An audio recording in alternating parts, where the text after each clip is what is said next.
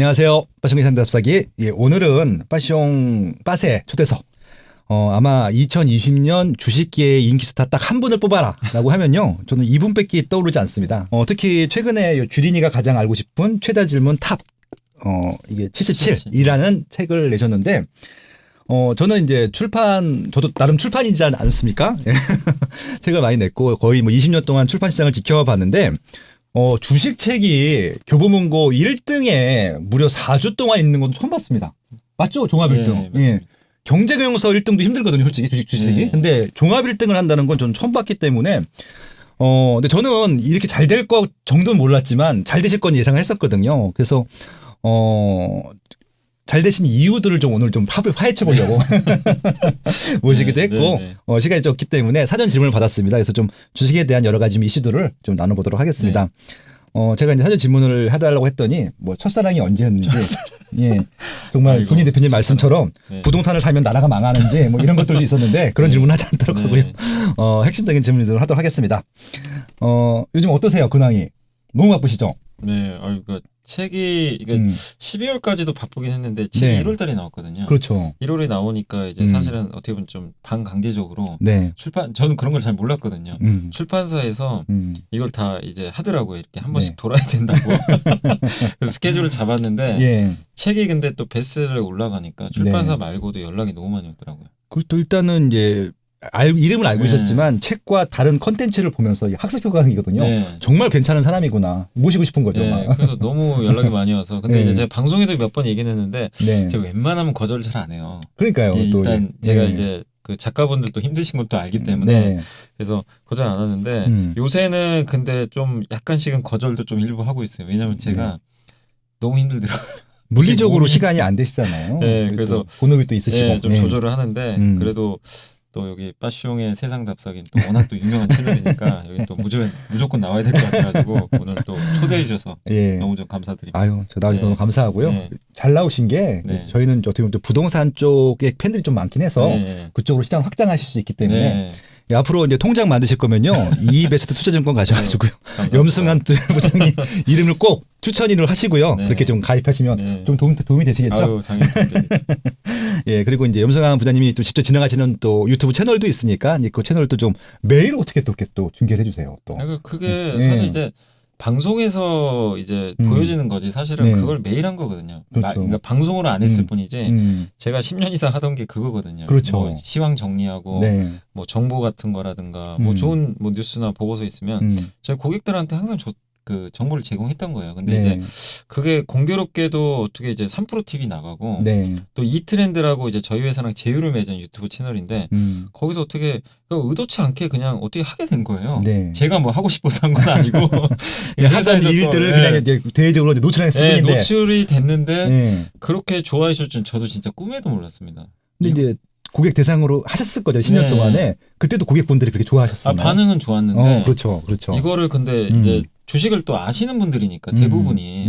근데 지금 이제 새로 들어오시면 주식을 전혀 모르시는 분들이잖아요. 근데 그런 분들이 더 좋아하시더라고요. 저는 그게 좀 약간 의외였어요. 아니 이게 그렇다고 쉬운 건 아니거든요. 사실 이런 내용들이. 맞습니다. 근데 어쨌든 제가 뭐 쉽게 설명을 하는 건지 제가 잘 모르겠는데 아무튼 그 새로 오신 그 주린이 분들이 또 너 이런 것들을 그러니까 약간 그런 얘기를 하시더라고요. 그 내가 정보나 이런 걸 알고 싶은데 찾기도 어렵고 찾아도 해석이 안 되는데 그걸 대신해서 해주고 있다. 그걸 좀 좋게 봐주신 것 같더라고요. 그래서 좀 좋아해 주신 것 같아서 좀 아직도 좀 신기하기도 하고 아주 좋습니다. 일단 말투가 굉장히 친절하시고 자상하시잖아요. 기대고 싶고 아빠 같고 뭐 오빠 같고 그래서 또 조곤조곤 또 나한테 속삭이듯이 말씀해 주셔갖고 굉장히 어려운 얘기잖아요. 그러니까 저는 이제 부동산 전문가이기 때문에 주식 공부도 하긴 하는데 너무 어려워요. 솔직히 용어도 잘 모르겠고 경제학을 좀 제대로 공부하지 않았기 때문에 뭐 PER이 뭔지 PBR이 뭔지 요즘 또 이제 멀티플이 뭔지 이런 것들 얘기 들었을 때 그냥 대략적인 감은 있는데 정확히 이제 이것들을 투자에 어떻게 연결하고 해석하는지는 잘 모르는데 그런 어려운 용어들을 설명을 너무 잘해 주시는 거예요. 그래서 제가 최근은 아니고 좀 얼마 전 방송 중에 감동받았던 게 하나가 그 3프로 TV에서 옵션하고 콜을 설명해 주신 날이 있었어요. 특별 방송으로. 아니, 저 어려운 개념을, 그러니까 지금까지 모든 전문가들이 한 번씩 다 말씀해 주셨거든요. 3프로 TV에서도 몇 번 다른 전문가들도 말씀해 주셨었는데 제일 알기 쉽게 해주시더라고요. 그래서 깜짝 놀랐어요. 그래서 그게 이제 옵션 만기라고 선물 옵션이 사실 모르셔도 상관은 없어요. 투자하는데 뭐 그렇게 크게 중요한 건 아닌데. 그렇죠. 시황을 그러니까 주식 시장이 어떻게 움직이는지를 알기 위해서는 반드시 선물 옵션도 알고 있어야 돼요. 왜냐하면 그렇죠. 그게 이제 외국인들이 매매를 해서 증시에 영향을 많이 주잖아요. 그렇죠. 근데 이제 그거를 거기 이제 같이 이제 진행하시는 정프로님이 계속 이제 매달 한 번씩 제가 얘기를 해줘요. 근데 이해를 못하는 거예요. 그래서 제가 도저히 안 되겠다. 이건 한번. 그러니까 정프로님도 모를 정도면 다 모른다고 봐야 돼요. 사실은. 다 맞습니다.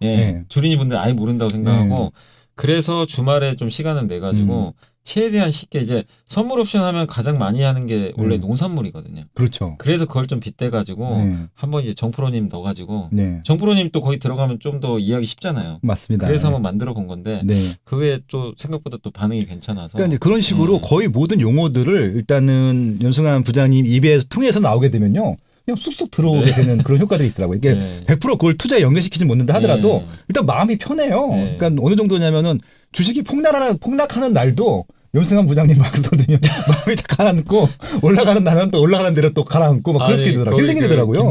김동완 소장님이 자꾸 그래요. 그러니까 약간 이제 농담반인데 증시 폭락하는 날은 가지 말라고.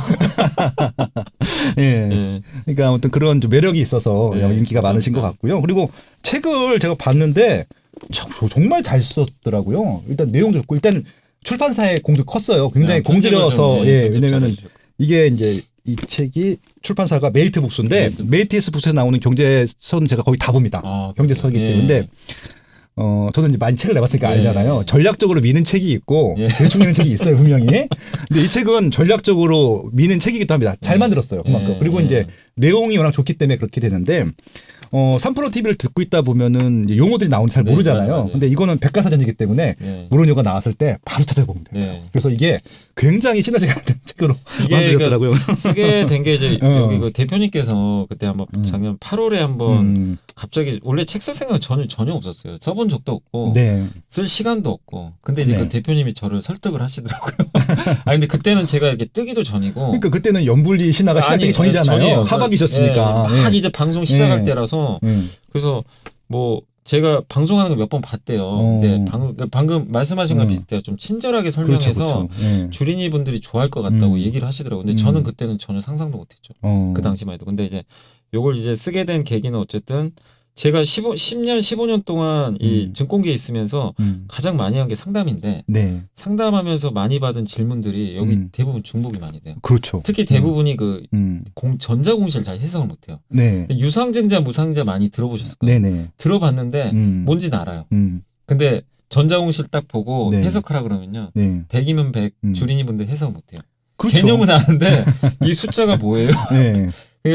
그래서 이런 것들을 좀 헷갈려 하시는구나 해가지고 제가 한번 책으로 만들어 봤는데 이걸 보신 분들이 이제 좀 보고 나서는 그래도 피드백을 해주신 게 그래도 이제 한번 이 책을 보고 나니까 전자공시에 좀 궁금증이 해소됐다. 그런 분들이 좀 많으셔가지고 일단 이제 추가적으로 기업이라든지 전자공시라든지 사업 보고서는 이제 추가 분석을 해야 되겠지만 공부할 수 있게 해주신 거잖아요. 이제 어떻게 공부하면 되는지 알려주셨으니까 아무튼 다시 한번 좋은 책을 주셔서 감사합니다라고 말씀을 드리겠습니다. 일단은 바쁘신 분이기 때문에 임팩트 있게 진행하기 위해서 사전 질문 받은 것들 좀 위주로 좀 질문하면서 또 좀 대화를 나눠보도록 하겠습니다. 지금 지수가 좀 굉장히 많이 올랐잖아요. 코로나 이후로. 그래서 이제 지금 지수가 지금 3,100 정도 전후일 텐데 그러니까 이게 아마 진짜 많이 지금 받았을 텐데 지금 시점이 높은 편인지 낮은 편인지 그래서 매수해도 되는 시점인지 아닌지 일단은 전반적인 물론 종목마다 다르긴 하겠지만 그냥 짧게 보면 높긴 높죠 사실은. 3,100을 뭐 안 높다고 하시는 분은 분명히 없을 거예요. 그러니까 3,100이라는 수치가 PER로 계산해도 이제 PER이라는 게 이제 이익 대비해서 그 회사의 그 기업의 크기죠. 크기가 몇 배냐를 나타내는 건데 보통 우리 한국이 코스피 기준으로 봤을 때는 10배 이하였어요. 항상. 뭐 9배, 8배 그 정도 받았고 미국의 나스닥은 기본이 30배씩. 그럼 나스닥은 30배 받고 왜 우리 한국은 10배도 못 받냐. 그렇죠. 뭐 그것도 하나의 원인일 수 있는데 그러던 그 PER이 지금 14배까지 갔거든요. 그러면 이거는 단순히 뭔가 변화가 생긴 거예요. 사실은. 근데 그런 변화들이 나오면서 어쨌든 이제 3,100까지 올라온 건 사실인데 그런 과거의 수치로 보면은 비싼 건 사실입니다. 누구도 부인을 못해요. 근데 비싸지만 여기서 우리나라 증시가 더 올라갈 수 있을 거냐 아니면 이제 비싸기 때문에 과거처럼 이제는 무너진다. 그래서 지금 시장 딱 보시는 분들이요 다 반반이에요. 뭐냐면 증시가 아직도 그러니까 14배지만 미국의 나스닥에 비교해봐라. 아직도 싸다. 이런 분도 계시고 네. 과거 잣대처럼 야 14배에 가서 주식 매도에서는 다 그동안 성공했다. 항상 급락했다. 이런 분들의 논리는 이제 비싸다는 논리 때문에 하락을 외치세요. 네. 근데 저는 이런 현상이 너무나 좋아요. 왜냐하면 이렇게 보통은요 과거에는 증시가 올라갔잖아요. 네. 다 한쪽만 봐요. 다 매수를 외쳐요. 네. 근데 아직도요 제 주변에도 보면요 개인적으로 상담해 보면 걱정이 너무 많아요. 맞아요. 네. 아니 왜 이렇게 걱정하시는지 모르겠는데 3,100 완서 장이 좋으면 분위기 좋으면 본인들도 막 즐거워야 되는데 매 이제 뉴스 기사도 그런 게 많이 나와요. 네. 금리가 올라가니까 이제 긴축 시작합니다. 막 인플레 옵니다. 그러면 또 백신 나오면 이제 증시가 무너집니다. 유동성이 꺾이니까 막 이런 것들이 이제 걱정에 사로잡히셔가지고 너무 걱정을 많이 하시는 거예요. 근데 이제 그런 얘기들 들을 때마다 제가 상담할 때 그 얘기를 해드려요. 3,100 물론 옛날로 따지면 너무 비싸요. 그거는 저도 인정합니다. 근데 지금 주변의 환경에서 주식해서 행복한 사람이 별로 없어요. 최근에. 맞아요. 그게 진짜 그래요. 맞아요. 행복한 사람이 없어요. 그리고 전문가분들도 반반씩 나눠요. 네. 그러면은 제 경험상 이거 인간 지표라고 하는데 모두가 이렇게 반반 갈리면 어쨌든 증시가 고점인 적은 없었어요. 모두가 한 방향을 가리켜야 돼요. 반드시. 이건 진리입니다. 진짜로. 근래에 가장 그게 그 맞았던 게 1월 둘째 주 월요일이었어요. 그날 코스피 지수가 3,260을 갔는데 그렇죠. 기억하실지 모르겠는데 개인이 4조를 샀어요. 그거 참포 TV 듣는 사람들 알죠? 예, 기록이라. 예, 기록. 개인들이 안 사면 정말 이제 나는 미칠 것 같은 그날이었어요. 그럼 그날 어땠죠? 그 후로 지수가 3,000이 한번 깨져버렸어요. 네. 그 이후로. 맞아요. 근데 지금은 또 어떻죠? 지수가 올라가는데 다 걱정만. 그래서 저는 이제 그런 이유 때문에 저는 3,100이 결코 비싸지 않다. 제 개인적으로는 아직도 상승할 룸이 남아 있고 두 번째 뭐냐면 우리나라 기업들의 펀더멘털이 지금 너무나 좋아요. 무슨 얘기 어제 수출 데이터 발표한 거 보셨는지 모르겠는데 한국에 2월 10일부터 그러니까 1일부터 10일까지 한국은 되게 좋은 나라예요. 수출 데이터를 10일씩 끊어서 발표해요. 이런 나라는 전 세계에 없어요. 예, 통계에 대해서 굉장히 좀 뭐 디테일한 게 있는 것 같아요. 그래서 골드만삭스가 예전에 그랬다고 하더라고요. 그 우리나라 그 수출 데이터를 전 세계 위험 자산을 그 측정하는 지표 중에 하나로 선정을 했대요. 왜냐하면 10일 단위로 세분화해야 하는데 한국은 경기 민감주들이 되게 많잖아요. 글로벌 경기를 판단하는 좋은 선행 지표로 나타내는데 어제 수출 데이터가 10일 동안 60%가 증가했어요. 코로나 19 이전이 작년 2월이잖아요. 근데 코로나가 지금 한참인 지금 69%가 증가했다는 건 이거는 뭔가 기업들의 변화가 생겼다는 얘기고 일평균으로 따져도 그러니까 조업일수가 작년에 조금 더 이제 물론 적었기 때문에 그럴 수도 있는데 일평균으로 30%가 넘었어요. 저는 항상 고객분이나 방송 나갈 때 그 얘기해요. 유동성의 힘으로 증시가 올라간 건 사실이지만 많은 분들이 폄하하는 게 뭐냐면 저거 유동성만으로 갔다. 실적 안 좋다. 데이터 안 좋다. 거품 꺼진다. 이런 얘기들 많이 하세요. 근데 저는 그걸 반박할 때 항상 하는 얘기가 수출 봐라. 수출 봐라. 수출 데이터가 작년 여름부터 계속 올라가요. 코로나 때문에 안 좋아야 되는데 계속 좋게 나오는 거예요. 그럼 근데 그게 거기서 끝났으면 저도 부정적으로 봤겠죠. 2월 시작하자마자 이렇게 좋은 데이터가 나왔고 그리고 자동차 수출은 100%가 증가했고 100%나 반도체 뭐 스마트폰 작년에 최고 부진했던 스마트폰마저도 지금 막 그 수출 데이터가 너무나 좋은 거예요. 그러니까 이런 걸 보면은 펀더멘털까지 뒤를 받쳐주는 거예요. 그렇게 본다면 증시 지금 절대 거품이 아닙니다. 그리고 한 가지만 더 말씀드리면 우리나라 기업들의 체질이 바뀌었어요. 옛날에는 경기 민감한 산업인데 지금 우리나라 시가총액 상위 10개 종목 중에 보세요.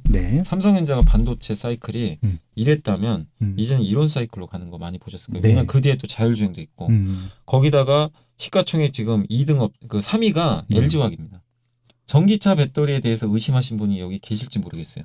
사이클을. 지금이 최저겠죠. 뭐. 그러니까 계속 성장하니까. 그러니까 옛날에는 사이클을 자꾸 우리 한국 기업들이 좋은 사이클이었다가 2년 후에 이렇게 꺾여요. 적자도 나고. 근데 그 사이클이 아니라 우상향하는 그림으로 자꾸 가는 거예요. 거기다가 지금 시가총액 4등이 네이버입니다.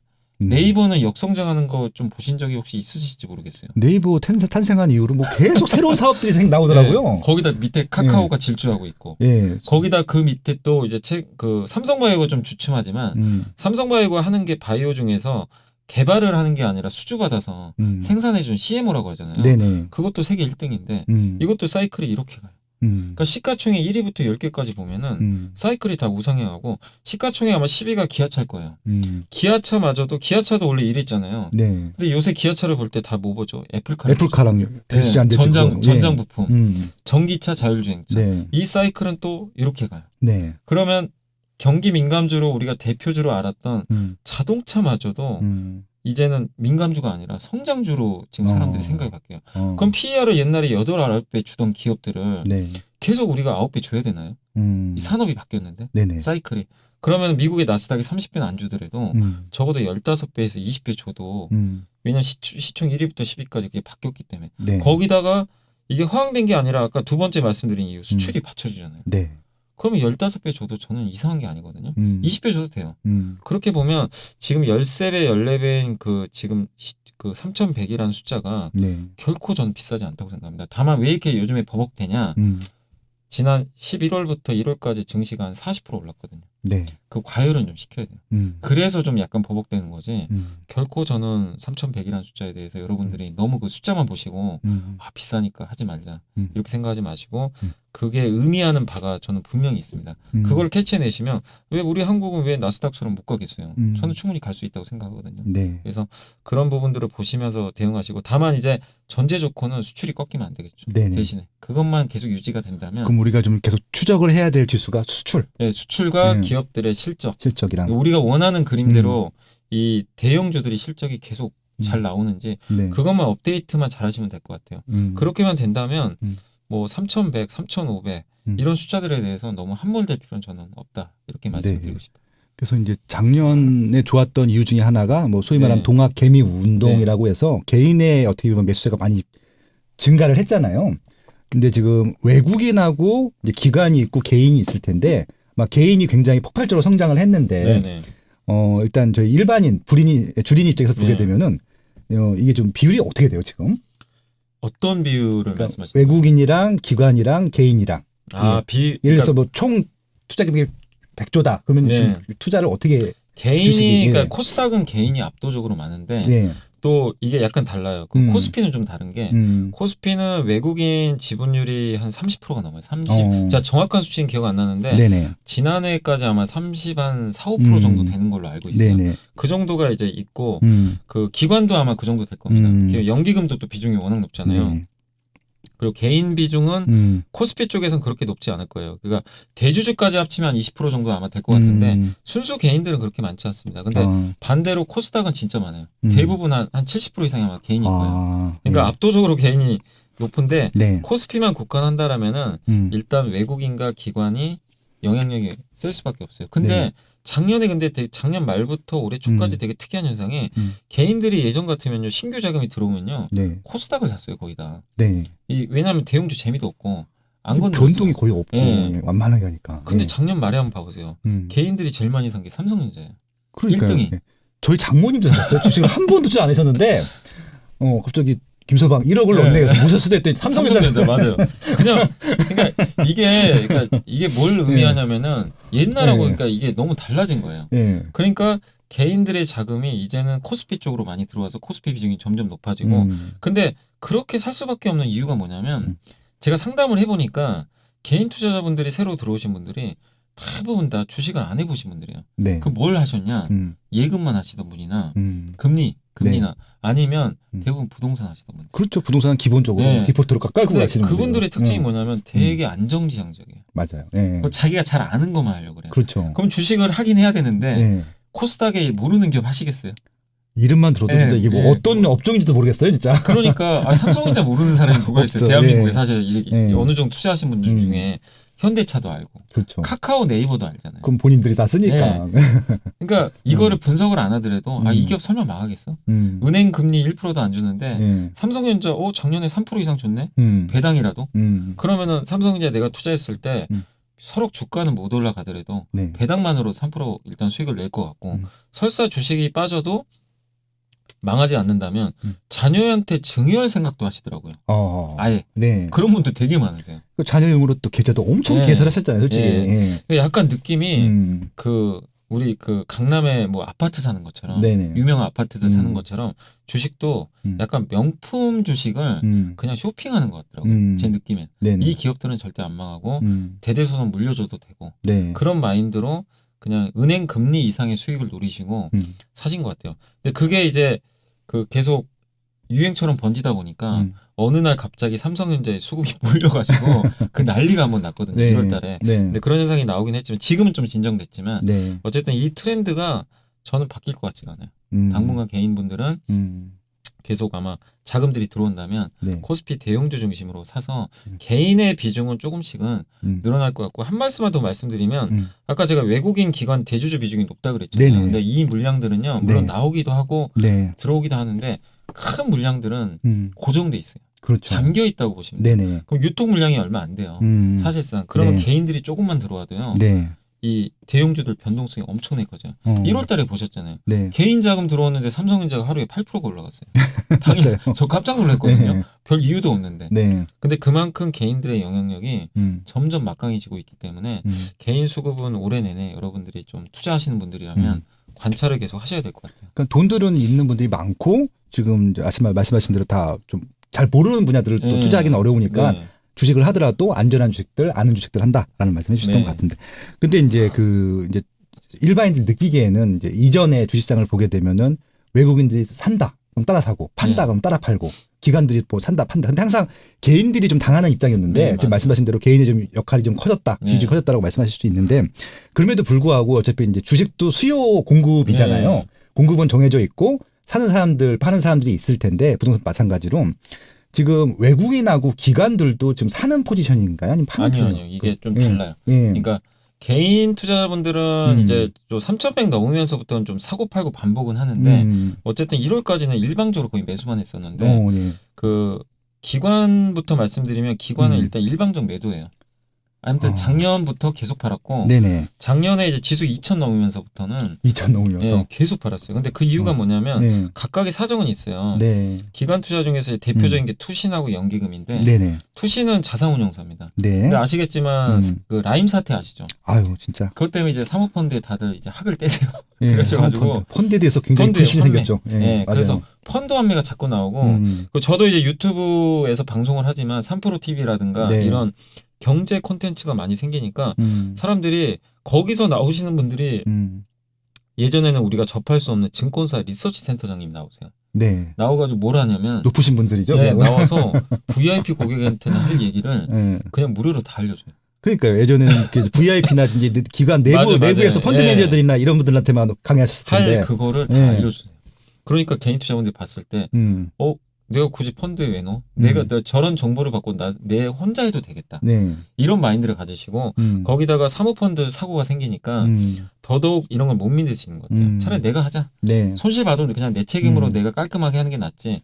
그래서 펀드 환매가 나오니까 펀드 환매가 나오면 어떻게 됩니까? 투신에서 돈이 빠져나가요. 그렇죠. 그러면 어쩔 수 없어요.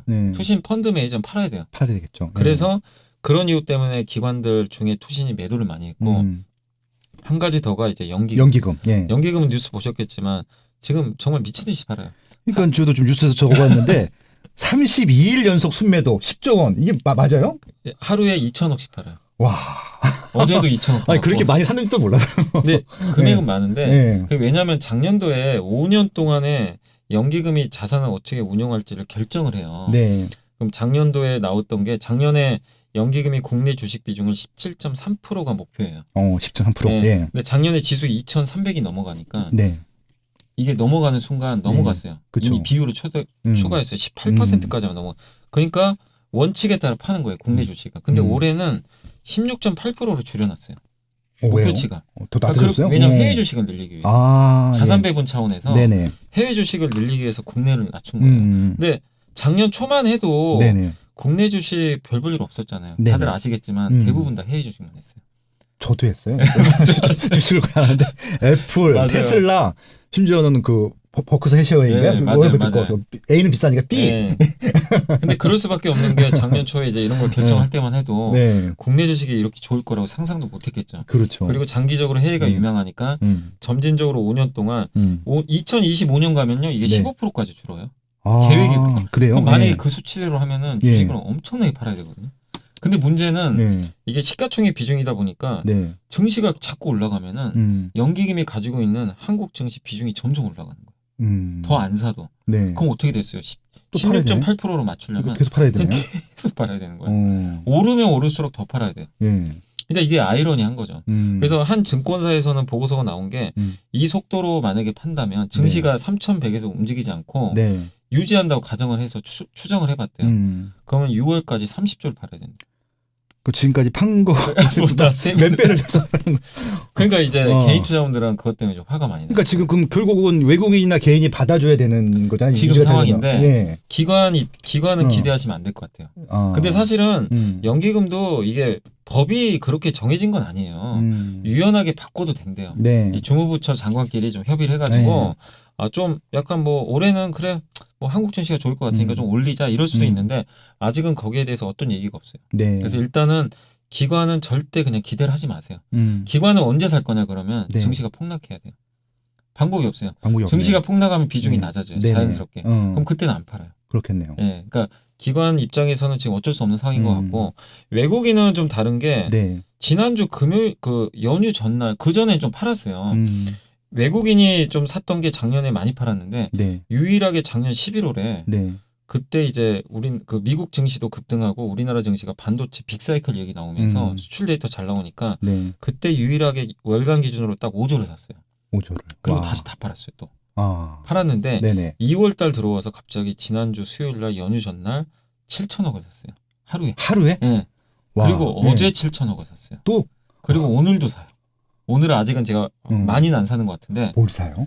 주로 대형주 사요. IT 뭐 이런 것들 위주로 사는데 외국인들은 뻔해요 사는 게. 대형주 위주로 사는데. 그러니까 왜 얘네가 살까 곰곰이 생각해봤더니 일단 우리나라 기업들이 아까 말씀드린 펀더멘털이 좋은데 어제 보니까 일본 니케이 지수가 30년 만에 최고치를 돌파했어요. 일본도 요새 잘 나가요? 잃어버린 뭐 30년 그러잖아요. 근데 30년 만에 최고가를 돌파했대요. 일본이 가장 왕따 당하던 증시예요. 전 세계에서. 그렇죠. 일본마저 증시가 올라간다는 건 얼마나 지금 시장이 좋다는 얘기예요. 전 세계 증시가. 그런 가운데 한국 증시가 최근에 2월 들어와서 되게 부진했어요. 너무 많이 올라와서 그동안. 그러다 보니까 가격 메리트까지 좀 생기다 보니까 외국인들 입장에서는 매수를 했고 그동안 또 많이 팔아놨잖아요. 그래서 매수 여력이 있었고 외국인들이 한국 증시를 볼 때 가장 먼저 보는 게 달러잖아요. 달러가 또 떨어져요. 갑작스럽게. 왜냐하면 이제 미국에서 그 3월 14일 전까지 아마 미국 민주당이 부양책을 통과시킬 의지가 굉장히 강력한 것 같아요. 부양책을 통과시킨다는 얘기는 뭐냐면 1.9조 달러를 돈을 현금을 살포한다는 얘기거든요. 그럼 그 많은 달러가 풀려버리니까. 그래서 달러가 약해지면 원화가 강해지니까 외국인 입장에서 한국 증시에 투자를 할 만한 거잖아요. 사실은. 환차익 때문에. 그래서 이런 요인들 때문에 외국인들이 좀 들어오는데 그래서 결론을 말씀드리면 개인들이 좀 소강 상태인 상황에서 그 연기금이 팔잖아요. 이런 상태로 가면은 증시는 안 움직입니다. 그럼 키포인트는 외국인이에요. 외국인이 사면 오르고 외국인이 연기금 편들어서 팔아버리면 빠져요. 최근에 진짜 그랬어요. 근데 최근 3일간 사잖아요. 그래서 지금 증시가 올라가고 있어요. 그래서 증시의 당분간 수급을 보실 때는 외국인을 좀 보시는 게 좋아요. 외국인을 봐라. 되게 조중한 팁이네요. 지금은. 근데 이제 좀 궁금한 게 이제 그 외국인들이라고 하면은 미국도 있고 유럽도 있고 다양한 나라가 있을 텐데 그들이 대한민국만 보는 건 아닐 거 아니에요. 뭐 제가 말씀하신 대로 일본을 볼 수도 있고 대만을 볼 수도 있고 중국을 볼 수도 있고 뭐 인도를 볼 수도 있고 다른 데 볼 수도 있는데 그들 시각에 있어서 우리나라의 주식시장에 대해서는 그러니까 중요도 그러니까 좀 어떻게 보면 투자 금액이 큰 편이에요, 작은 편이에요, 어떤가요? 그러니까 MSCI 기준으로 제가 그냥 그 이머징 마켓 제가 기억하는 것만 말씀드리면 MSCI 기준으로 그 신흥국 지수가 있어요. 세계 선진국, 신흥국, 개발도상국. 한국은 신흥국에 포함이 돼 있는데 신흥국에서 한국이 거의 2등이거든요. 그게 근데 그걸 추종하는 자금이 2,000조래요. 2,000조? 전체가. 와. 2,000조 중에 우리 한국 비중이 제 기억으로는 정확하게 좀 틀릴 수도 있는데 제가 기억하기로는 13% 정도 되는 걸로. 13%? 13인지 11인지 정확히 기억 안 납니다. 근데 13%로 한번 계산을 해보면 얼마죠? 이게 10%면 200조가 200조죠. 한 260조 정도 되나요? 그 정도 자금이 그 MSCI 지수를 추종을 해요. 그러면 그건 이제 MSCI를 벤치마킹하는 그 펀드들이 있어요. 네. 그것만 260조라는 얘기고 네. 그걸 따라서 또 다른 펀드들도 다 같이 사는 경우들이 있거든요. 그러니까 합산을 하면 되게 많아요. 그러니까 200조면은 이게 결코 적은 돈이 아니거든요. 그렇죠. 작년에 개인 투자자분들이 주식을 얼마를 샀냐면 네. 그러니까 예탁금이 한 40조 증가했고요. 그렇죠. 주식을 60조를 샀어요. 60조. 60조를 개인이 샀는데 증시가 거의 2배 올라갔어요. 올라갔죠. 네. 그럼 260조면 네. 만약에 그냥 이 260조는 자금이 예를 들면 극단적으로 다 빠져나간다고 생각하면 네네. 그냥 증시가 박살이 납니다. 그렇겠죠. 난리가 나. 2배, 뭐 60조 갖고 2배 올렸으면은. 근데 여기서 돈이 조금이라도 들어온다 생각해서요. 네. 급등 나오겠죠. 그러니까 이 260조란 자금이 한국을 추종하거든요. 네네. 엄청난 자금이고 그 다음에 근데 이제 항상 MSCI 지수가 2월, 5월, 8월, 11월에 항상 이렇게 자금 그 리밸런싱이라 그래요. 약간 변경을 해요. 그렇겠죠. 중국 비중을 좀 올리기도 하고. 그러니까 거기도 이렇게 연기금이 조절하는 것처럼 조절한다는 얘기죠. 예. 그래서 항상 지난 몇 년간 보면요, 중국 비중이 계속 올라가요. 조금씩. 지금 중국이 제일 높아요, 비중은. 근데 중국이 상대적으로 올라가면 한국은 자동으로 팔아야 돼요. 중국이 올라가는 만큼. 팔아서 거기다 사는 거예요. 사야 되니까. 그리고 얼마 전에 또 인도가 편입이 더 됐어요. 인도 편입되면 한국을 또 팔아야 돼요. 그러니까 한국이 되게 좀 애매한 게 한국 비중은 안 늘어나는데 자꾸만 다른 나라들이 끼어들어와요. 이게. 그래서 외국인들이 그 날마다 자꾸만 주식을 파는 거예요. 이게 자꾸 반복이 됐어요. 근데 올해 들어서는 좀 다행인 게 중국이 그런 좀 비중 조절이나 이런 게 별로 없어요.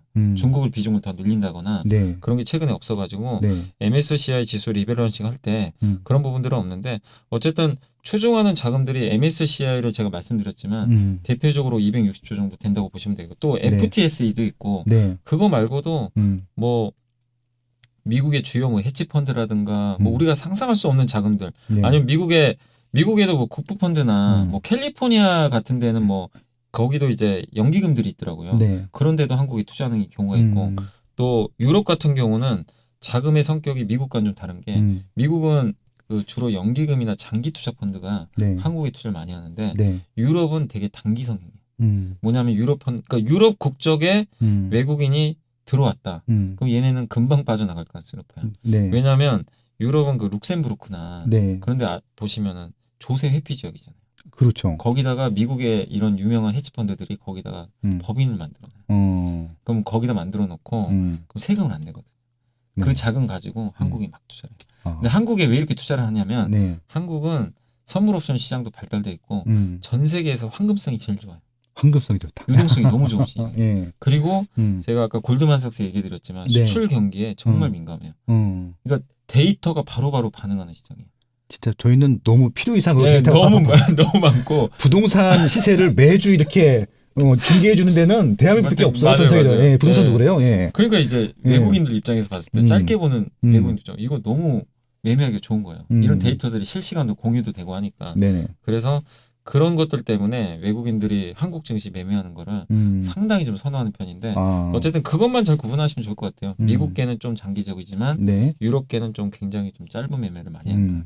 그래서 아무튼 외국인의 이런 동향들을 주목할 필요가 있고 아무튼 그런 것들이 굉장히 큰 기관을 일단은 무시하시고 팔 거니까 외국인들이 얼마나 받아주고 또 그거에 대해서 개인들이 얼마큼 받아줄 것인가 그런 걸 보자라고 말씀하신 것 같습니다.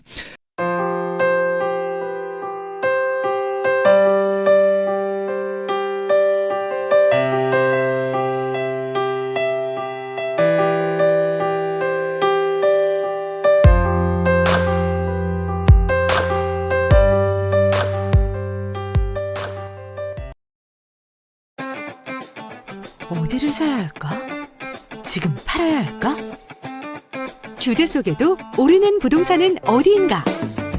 파시온 김학렬 소장의 20년 노하우를 통째로 알려드리는 책 대한민국 부동산 미래 지도 입지의 히스토리가 결정하는 미래 가치의 요건 발로 뛴 임장으로 알아낸 입체적인 부동산 답사기의 정수 숨어있는 오르는 집 지금 알려드립니다.